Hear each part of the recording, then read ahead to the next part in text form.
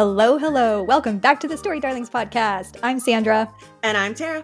And Tara, what are we talking about today? So we are talking about our February book club book, which is Quicksilver by Callie Hart. Yeah, I had to read that. I was like, I don't know this book. Okay, can we really quickly talk about the cover of this book because it throws me off? And no offense to whoever the guy is, and no offense to Callie for picking this, but he is not who I envisioned Kingfisher. No. It threw me off the entire book. I think this is the first book that I've really disliked the cover because it doesn't match who I have in my head, and it is so distracting to me every time I pick it up. I don't understand him like crying like a Quicksilver tear either, because I don't think he did that, did he? The whole book? But there was mention of him like leaking ichor, which was the silver. So I don't think that's him crying. I think that's him leaking it from like it kind of poisoning him. And are these his hands? Like holding his is he holding his own like neck? I was like, are these Saeris's hands? Because she has the whole now I have tattoo. to look because I don't know. So if this plays, I'm sorry guys. No, I think the general consensus is that most people do not like the cover. I also am one of those, but again, like you, no offense to the cover artist and cover designer and Callie, for her decision. I will say, I do like the rest of the book cover with the butterflies and how pretty those are and like colorful and the contrast between it being basically black and white and then the color of those. Yeah. I do enjoy that part. I just do not think he fits the Kingfisher vibes that I had. I'm having a hard time with his name. That Kingfisher. Too. Fisher sometimes. I'm like, that's not sexy to me. Yeah. There were very few names in this book that were. So I have a feeling like some of them are more, not odd, but I feel like they're from a different culture than we are in. Yeah. And maybe that is something we're super cultured. That I just don't get, because her name, Saeris, Saeris, yeah. There's got to be somewhere that is a name from, right? Like, it sounds very Irish to me, but I could be off. And Renfis. Mm-hmm. Okay, you didn't listen to the audiobook, did you? I did. Oh, you did? Okay. Yeah, and so, I listened to it very, very fast, so I don't know how to pronounce anybody's names. So the male actor, Anthony Palmini, is who plays Rhysand in ACOTAR, and he did the voices so good. Like, I had heard great things about the Quicksilver audiobook, but he really did a phenomenal job because Renfis had that Irish accent, and then he had his kind of very grainy, like kind of low, scratchy voice, which it was kind of hot. Growly. Yeah, very growly. We like the growly. There are some people like I on TikTok saw, and I don't know who this person is, but he was giving directions. The meme or whatever was that if he's giving directions, I'm just going to keep driving. It was great. And I think he should read books. The sexy GPS guy. Yeah. The navigation. This is the best one that I'd seen so far. So he's like, make that right hand turn, good girl. Yeah. You're a good girl. And now you've reached your destination. She's like, no, I haven't. No, I don't care where I'm driving, but I'm still driving. Circle. Too funny. That was a good one. The audiobook was phenomenal. And this was probably my third book after we finished Onyx Storm. And I will be completely honest with you, Tara. I am still in the biggest reading slump after Onyx Storm. I cannot get over that book. And everything I have read since then, it's not even fair to be reading books because the best I've rated a book is like 4 stars. This is the first book I've read since Onyx Storm. I'm a little bit slower than Sandra. Life gets away from me sometimes and I just lay in bed staring at the ceiling like my ADHD let down. And so I've not been super motivated to read. And this one sat in my motivated. Yeah, this one sat in my Audible for like 3 weeks before I actually started it. But it was quick to ease into. Like it definitely captured your attention with things that were happening. And there were a few characters that just really stole the show for me from the get-go. And I don't know if this is just because I listened to it so fast, but I did not have the hard time of getting into the world building that I normally do with fantasy books. And I know I've talked about that before because I'm not a true fantasy reader. I'm not in that. It takes me a little while to figure out the world and to use my imagination to figure it out. And I don't like that. Well, yeah. And in your defense, I feel like a lot of fantasy tends to just info dump. They don't really weave it in a good, natural flowing way. You just get inundated with details. I think this one did a pretty decent job of weaving it in. I did not feel info dumpy or like I was bored to death. Yeah. And I agree with you. There is at least one character from almost the get-go that is very quippy and drew me in. And that is Carrion. If you pay attention to Sandra at all, she's been commenting on Carrion and how she thinks that he was not giving side character vibes from the beginning. And he wasn't. He was just flirty and snarky and he just had a swagger. Like he oozed sexy. He had some BDE going on. And I really also enjoyed his kind of quips with her brother. Mm-hmm. And like that little, I don't know, it felt like he was treating him like a big brother would. Yeah. Like just messing with him a little bit. But then he was fucking his sister. I don't know, maybe he was like big brother-in-law kind of. Yeah. We find out so much about him later, and it's just Saeris' reaction to that is hilarious. So before we dive into more, we're just going to talk spoilers, okay? We've been talking for a couple minutes now, so we're just going to jump right into spoilers. We meet Saeris, who is 24 years old. She has a little brother, Hayden. And I kept, because He's not his name that is little. Hayden. No, because his name is Hayden, I kept picturing Hayden Christensen from Star Wars, you know. Okay. And so that's why I kept picturing as her little brother, like very tall, handsome, but kind of lanky-ish. Geeky too. Mm-hmm, yeah, geeky cute. Mm-hmm. And Hayden doesn't really feel like he contributes a whole lot. He's not the smartest. No, he's a boy. He's not the brightest crayon in the box. He keeps doing stupid ass shit. Like getting involved with Carrion or falling for his like little. He's Carrion. You can say the name. I can't say it. I'm going to call him Care Bear. Okay. Care Bear, isn't he like a thief or something? He's kind of like he's a smuggler. A smuggler, yes. So okay, for me, I not envisioned Chris Pratt because that's not how I envision him looking. No. But I envision him having the same energy, maybe a little bit more smoldery than Chris Pratt in Guardians of the Galaxy. But like that doesn't take himself too seriously, but knows he can get the job done when necessary. Smuggler. Yeah. The humor, yeah, for sure. But he's got the BDE that I don't think Chris Pratt had in that movie. Yes. Someone commented and said he's basically Riddick. And I was like, oh, that's a good parallel. Riddick from Fourth Wing had that same kind of energy, like very cocky and confident. And that line in Onyx Storm when that girl won't give him the time of day, he's like, well, I fuck like a third year. It's like that kind of attitude is what Care Bear has.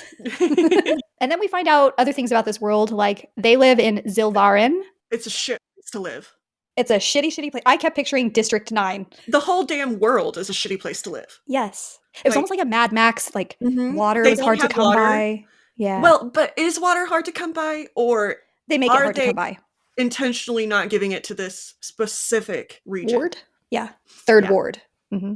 And we find out that her mom is dead. And I don't think they ever knew who her dad was, really. Did they? I don't think they've explained it. Yeah. Trying to, like, she was selling herself to get water and possibly food. And then she started smelting knives, armor, and things like that, swords, so she could sell them for food and water. Which knives here are very, very illegal. Like, you will be killed on the spot. And that's exactly what happened to Mama. Yeah, she had her throat slit.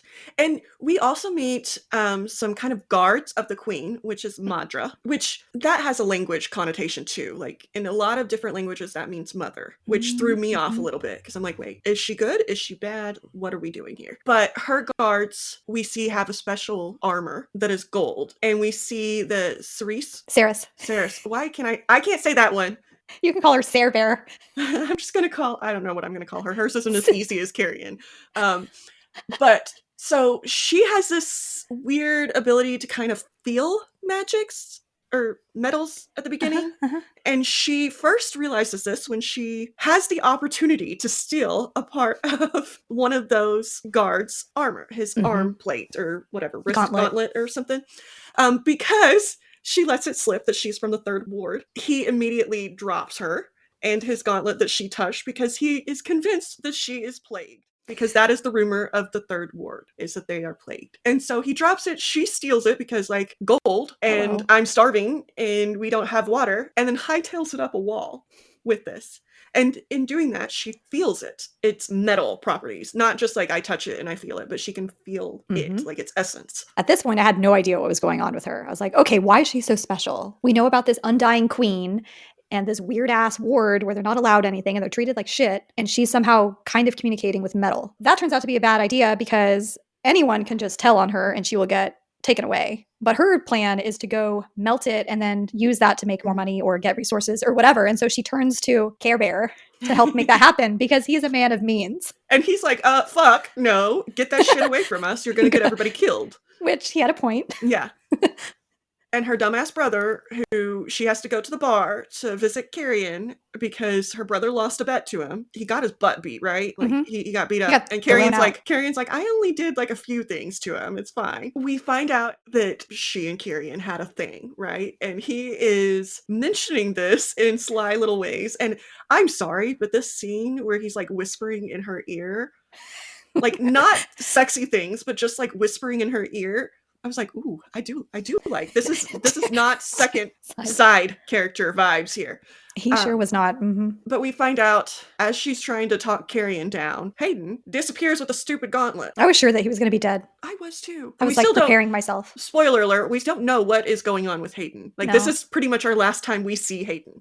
So he could be dead for all we know. But we're crossing our fingers because Esper doesn't want him to be dead. He's her only living relative. But what kicks off all this weird shit is she immediately runs off, going to look for Hayden. He's surrounded by all of the guards, pretty much, just like backed into a corner, and is about to get executed, like on sight, because he just keeps resisting. And she's trying to help him. So she starts fighting guards and proves that she's actually a really good fighter. Like, she can handle her own. She's very good with daggers and a sword. And which is against the rules because you're not supposed to have been able to train. They end up overtaking her, hauling her ass away, pretty much. And so they're walking her to Madra in the palace. This is when she notices like this weird little shadowy area. I had a hard time picturing this because it's described as kind of like a sword in the stone type of thing. That's what I pictured, is a sword in the stone type thing. And like, she just like yanks out this sword and all this crazy shit starts happening with like a puddle of metal and shadows and all of that. And that's where we meet Kingfisher.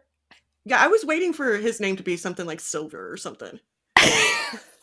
Like, I'm going for the literal silver, but not Kingfisher. I'm sure there's probably a meaning with Kingfisher. I don't know. I think there is some kind of story about the Kingfisher bird. So we meet him. Didn't she get her ass kicked or something? Isn't she like close to death? Oh yeah, she got gutted, like a gut wound, a bad one. Like her intestines were coming out. That seems to be her MO. It's to get gutted. Get gutted. Is it Kingfisher or is it somebody else that makes an offhanded snide comment about when they met, she was like wearing her entrails? I feel like that was Kingfisher. He was very mean from the get-go. I thought it was hilarious comment about the fact that she was wearing her entrails like it was like a part of her outfit that she had planned on. It's like a Hawaiian lei. Yeah. Draping down. Yeah. I thought it was pretty funny. It was funny. She did not. I mean, if I was her, I would probably not find it funny as well. It was one of those too soon comments. But you know, this scene was cool because I haven't really read a lot of portal magic books, and the whole concept of these Quicksilver ponds and puddles that they can transport through to a whole other galaxy, like a different star or a different planet. That's what I'm most looking forward to after reading this book, because I felt like we got the major tease there, and so now I want to go explore and see all the craziness. Well, we got I don't even think it's a major tease. We got pretty much told towards the end that is a thing. Right? Because we see at the very end a tree of life, and it holds all of the galaxies in the entire existence.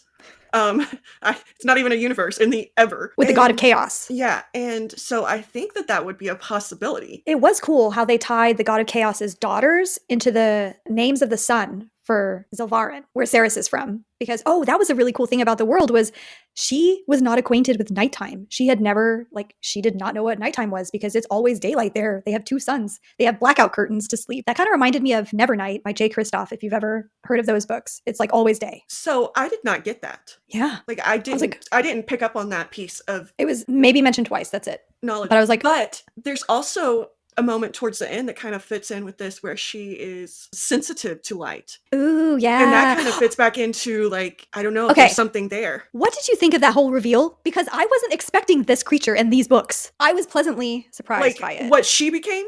Yeah. I was like, okay, there's Fae. Cool. What is that creature? Fae story. Vampire. Like an actual vampire. A blood-sucking vampire. Well, but she's not a vampire. She's a different creature, which is what the god of chaos, the god of chaos said.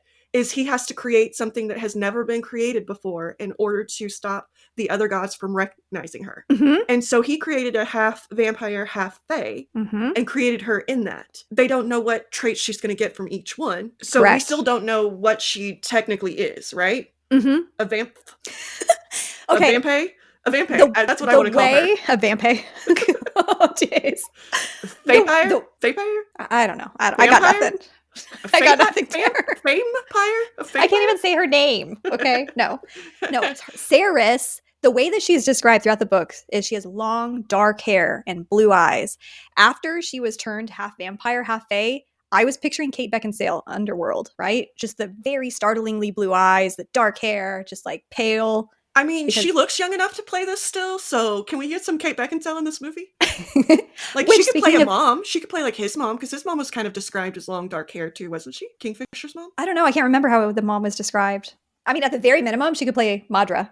But Oh, no, I don't want her to be an evil person. hey, a hot evil person would be fun. She could do I it. know, She but could I do like it. Kate. She could do it, but I like her, and it would be hard for me to dislike Madra if Kate Beckinsale played her, and, like, I don't want to be that person that likes Madra. Oh, I'll be that person. Okay. It's fine. We just kind of skipped over a lot of the middle part because there wasn't a whole lot. It was worth things, but there was a lot of small things. There was a lot of angst and Mhm. her trying to figure out her role as an alchemist, because it turns out Saeris is this very rare thing, person, creature, whatever, called an alchemist, and That they can- have the power to speak to metal and basically transform it however, right? Well, get so- it to transform. She doesn't actually do the transforming. She talks to the metal and convinces it that it She wants to convinces it, transform. and then she, like, you know, pounds away Yeah. at the forge. So that was interesting, just the whole magical way that she had to basically have a conversation with them, and whatever they wished, she had to make it happen, whether it was telling a joke, which that was one of the funniest scenes in the book too. It was, tell me a joke, and she tells it a joke and it's not funny at all. And then Carrion comes and tells Yes. jokes, and it's like, okay, I'll take that one. I accept.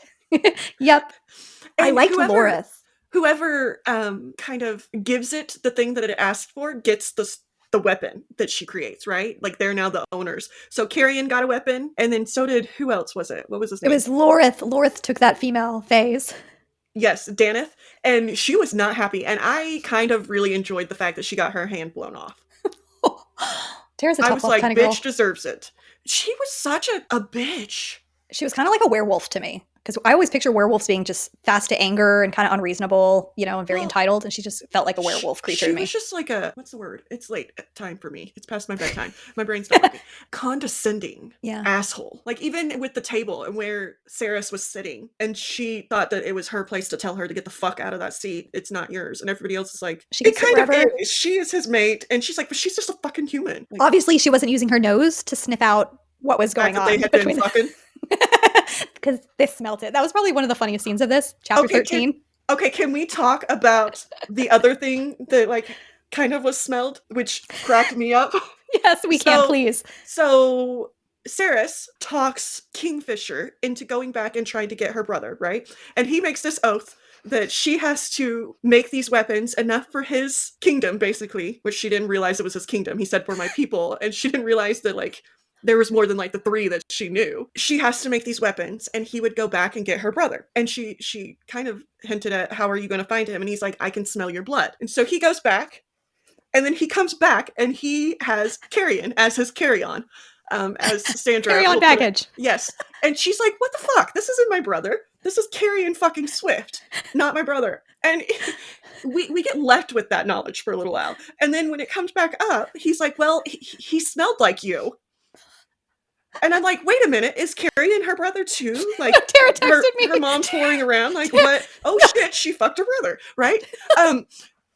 Apparently I'm very much into finding out if there's incest in books, because I'm always, that's where my mind goes, right? Spark of the Everflame. But anyway, not her brother, so that's good. However, he smelled something else of her, like, because they had been intimate, and he gets a little bit peeved about that, and makes other people wash him with, as he puts it, foul-smelling things, and, like, basically, like, well, he has some fun with it, apparently. He does. Because he's like, hey, they were available. It was like a little harem of sprites at his beck and Um, call. Giving him a happy ending there. Because they were trying to wash off her smell from him. How mortifying.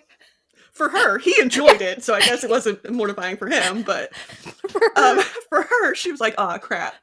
And I did enjoy Kingfisher's, like, we see a little bit of jealousy, even though he's still in his hatred mode. I loved how he tried to play this little hate card with her and telling her the story of this little butterfly with its little pointless existence. It's so fragile, yada, yada, yada. And it ended up being one of the most romantic things ever. Yeah, It's people, sacred. the men would go protect the butterflies so that they could, what is it, not bloom, Procreate. but metamorphise and procreate, because they could only live for one day. And so this was a big tradition that all of these big burly warriors and the best of the best would go and protect these little butterflies.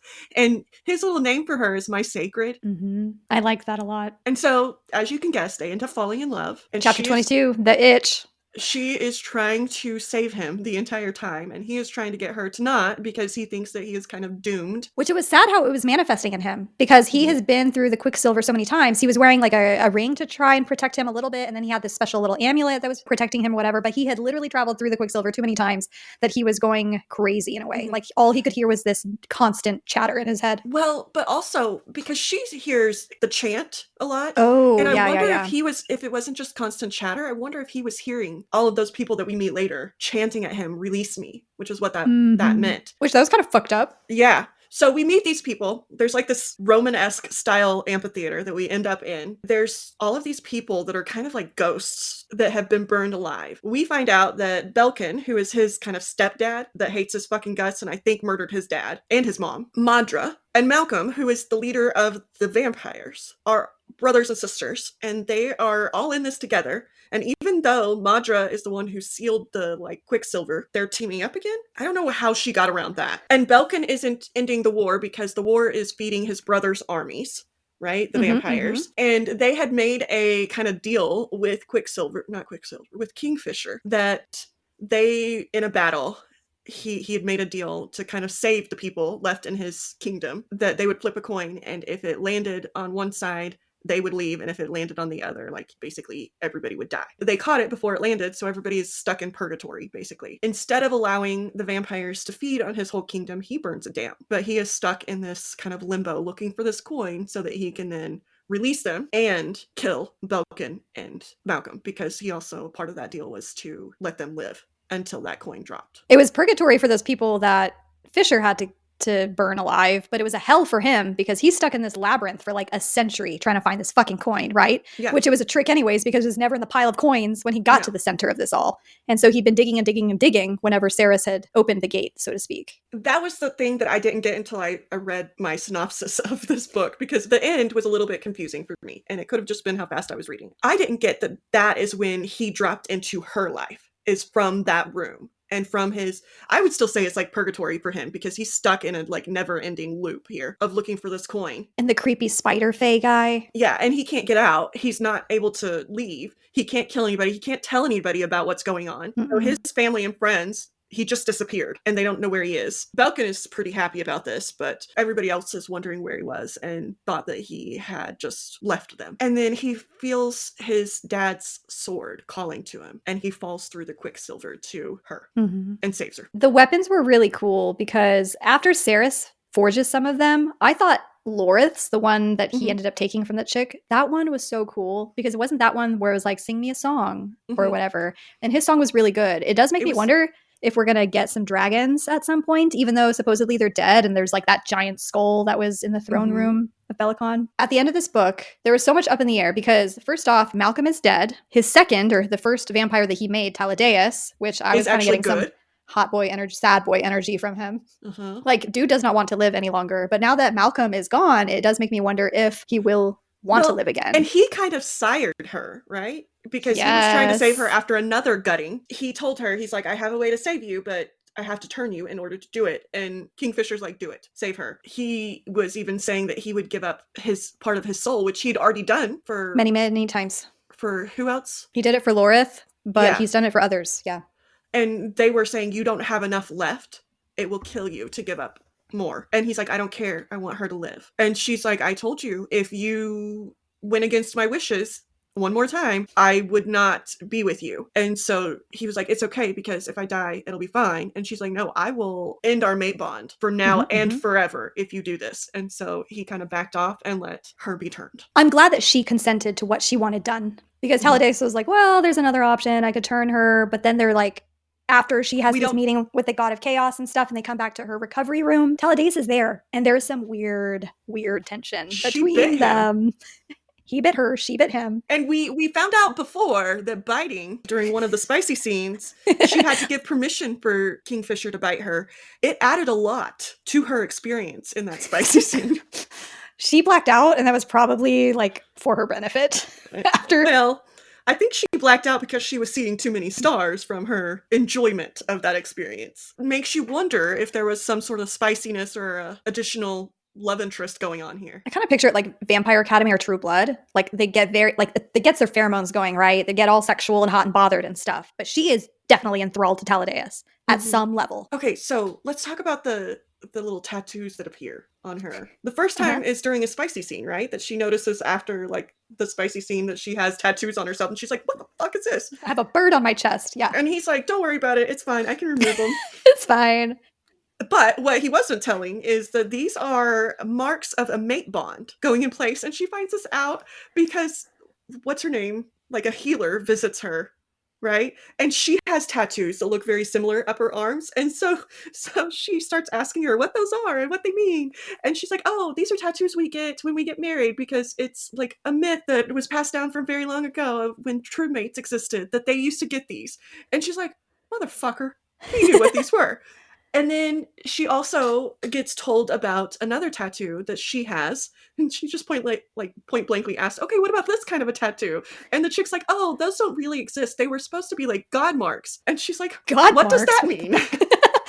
I still want to know, really. Yeah, but I think that is like, what's his name? The Chaos God's mark on her, that he had been playing with her. Yeah. Like changing things in her destiny to try and make things happen for his. What he was wanting. The way that he explains it to her during that end sequence with the dying tree of life and all of that, and he kept telling her in every single future possibility that he was imagining, her and Fisher getting together was like a world ender.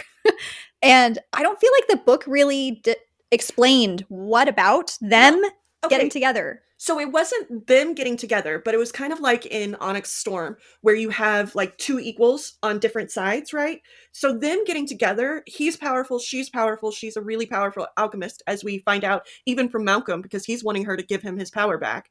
And he's like, you're an alchemist and you're a very powerful one. You can do more than just talk to metal and do metal. You can do power itself. And so we've got this super powerful entity for the good side. And Chaos is saying that there's going to be an equal negative side come in, and that is what kills the world.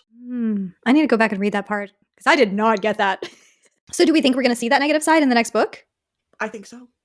So November 18th is when book 2 comes out. It is called Brimstone, and Brimstone was mentioned a couple times. That's not an ominous title of a book either, so. But it goes with Care Bearer's name, which he had an interesting name from the get-go. Carrion Swift. Swiftly die. Ooh.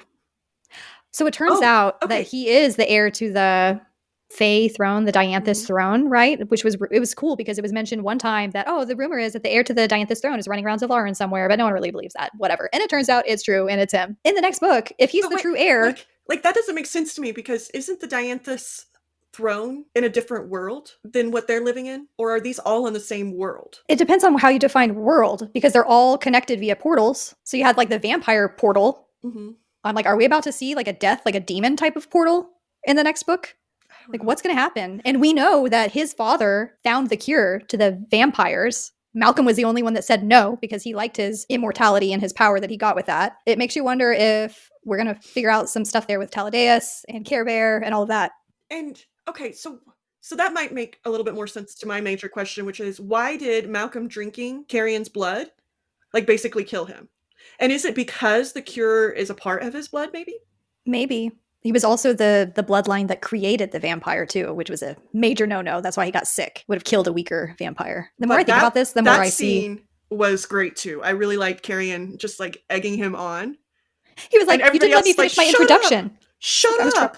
Shut up, you're going to get yourself killed. And he was egging him on to get him to drink his blood. And then he starts getting sick, and he's like, what the fuck? And Carrion's like, actually... Like, I go by Carrion Swift, but that's not the name I was born with. That whole scene was funny because it turns out he is well over 1,000 years old, too. And Saeris just looks at him like, what the fuck? I didn't consent to have sex with an ancient Fae heir to a forgotten throne, essentially. And he's just like, whoopsie-daisy. Did I leave that out? Yeah. It's like, come on. Yeah. I like this book. It was funny, it was sexy, but it also kept my interest piqued because I do want to figure out what's going to happen. I'm like, tell me more about this Brimstone, because didn't they rattle off all these different metals and then Quicksilver and then Brimstone with what her as she as an alchemist can work with. So I'm just, what is going to happen here? And we end with her basically becoming queen of the vampires because Malcolm died without an heir. In Dumbass. Fae lore, if you die without an heir, the person who killed you is now your heir, basically. And since she is the one who lopped the head off of Malcolm as he was trying to get the coin away from her, she is now the heir. Which, okay, so Belkin and Madra disappeared, right? They ran away.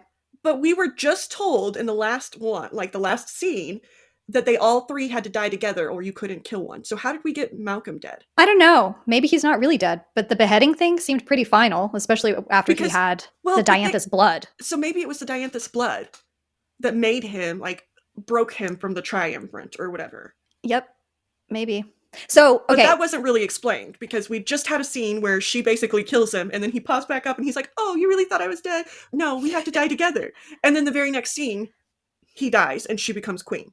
It seemed very final, yeah. So, Madra, they kept saying she was a human, she's a human. She has to be at least Fae, right? Because Belcon's a Fae, Malcolm was originally Fae, so she has to be Fae. But I guess it wasn't really clear, or maybe it just wasn't acknowledged at all. I guess it could be possible that she was part vampire. We don't know. Like, she just was in her castle the whole time.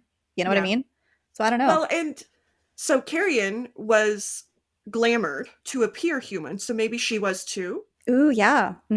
I thought it was hilarious how she kind of finds out that she is potentially the queen of the vampires too, because they're all just like putting up tents outside where she is, like, hi, we're here. It's your war camp. Here's your people.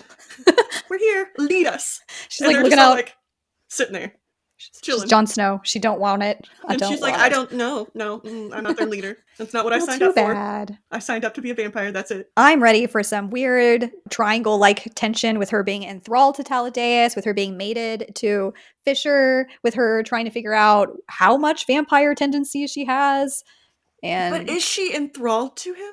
Like, I get that there was a part right after she drank from him, but I don't know that she is still enthralled to him. I think there's some weird chemistry because she bit him too. Yes, but here's the thing. So the book took the time to say Malcolm was so old, all it took was biting a human one time and they would be enthralled to him. That's what happened to Everlane, Fisher's little half-sister. And she was mostly human when she was bitten. She had maybe a drop of Fae blood in her. And Taladeus was the next oldest that sired her. So I'm like, at some level, it might not be like full, I'm just horny for you type of enthrallment, but I suspect that she's going to be drawn to him. But for me, that doesn't really work if she's going to be the queen of the vampires. How does it not work when he's a vampire? I know, but like she's going to be his leader and she's enthralled. I'm like in my head envisioning the sire bond from like Vampire Diaries where like they have to do what you want them to do kind of thing. And that is why he stuck around with Malcolm. Because he was kind of enthralled / sired to him. And if she is sired to T-Bear, there's going to be some things figured out, right? That doesn't really work out if she's the queen and sired to somebody else. I think in her being unmade and then remade by the god of chaos, that ended her sire bond to him. You think so? But I still think that there's something going on that we're going to find out. But I don't think she's like enthralled or sired to him anymore. I think that there might be something because of the blood drinking that happened. Now I'm curious, like, what Brimstone is about, because the synopsis is available. The series is called Fae Alchemy, which, fits. Synopsis says, duty, blood, honor, power. Saeris Fane doesn't want power. The very last thing she needs is her name whispered on an entire court's lips, but now that she's been crowned queen of the Blood Court, she's discovering that a queen's life is not her own. A heavy weight rests upon her shoulders. Her ward and her brother need her back in her homeland, but the changes that have strengthened Saeris have also made her weak. Born under blazing suns, Saeris will surely die if she makes her way home through the Quicksilver, which means that once again she must send someone else in her stead.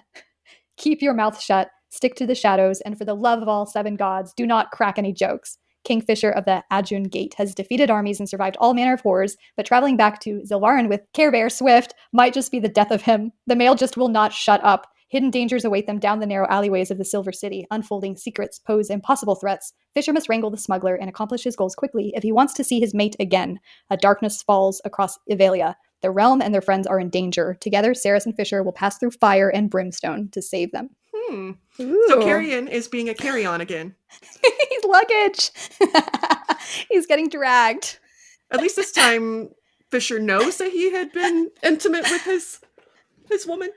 It's Yeah, so funny that it turns out he is Fae though too now, so he can kind of hold his own against Fisher.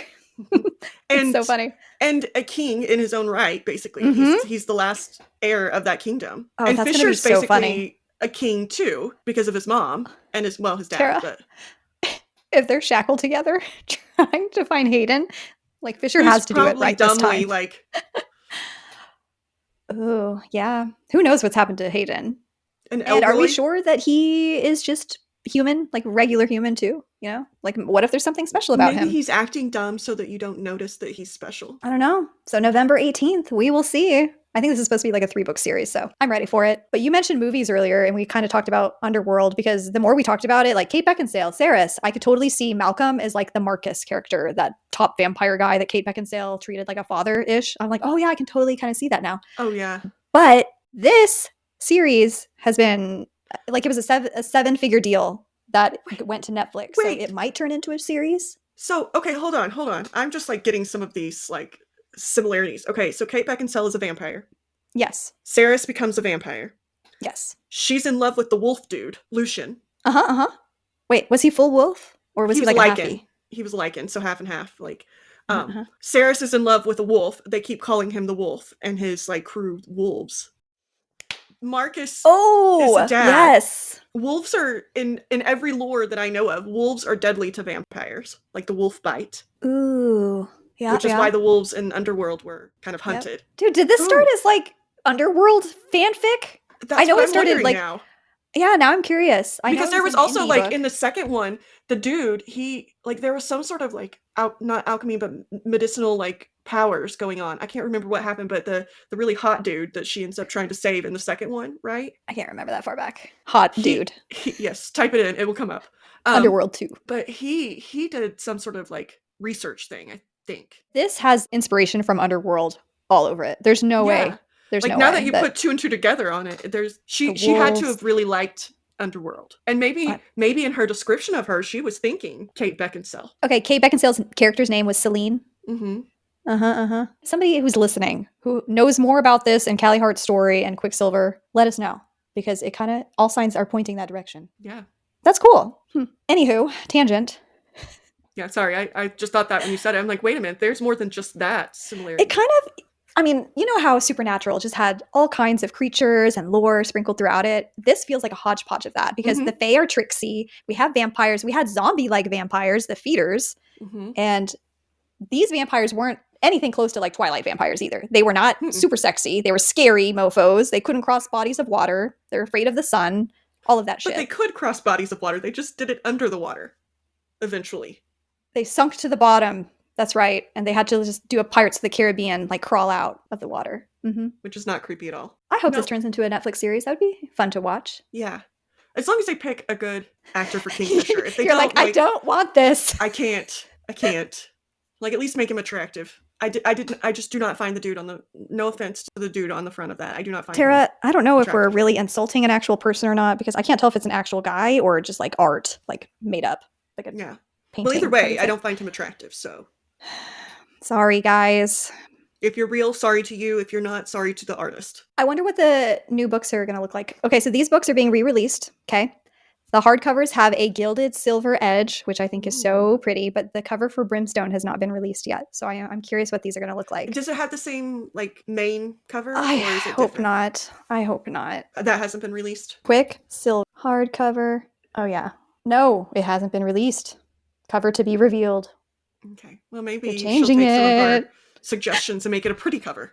Like, I could get behind, like, the silver edges and maybe just, like, the butterflies and, like, some, like, Quicksilver-looking, like, pieces and no person on it. That would be kind of pretty. I'm generally not a fan of character art on the cover unless it is highly, highly, like, a cartoon. Like, it can't look anything realistic because it just throws me off. I am okay with it being realistic, but it needs to match what I envision the person as, and that's hard. Okay, well, if you like realistic, you need to go to Callie Hart's website and look at her covers there for her other contemporary spicy romance books because it has your name all over them.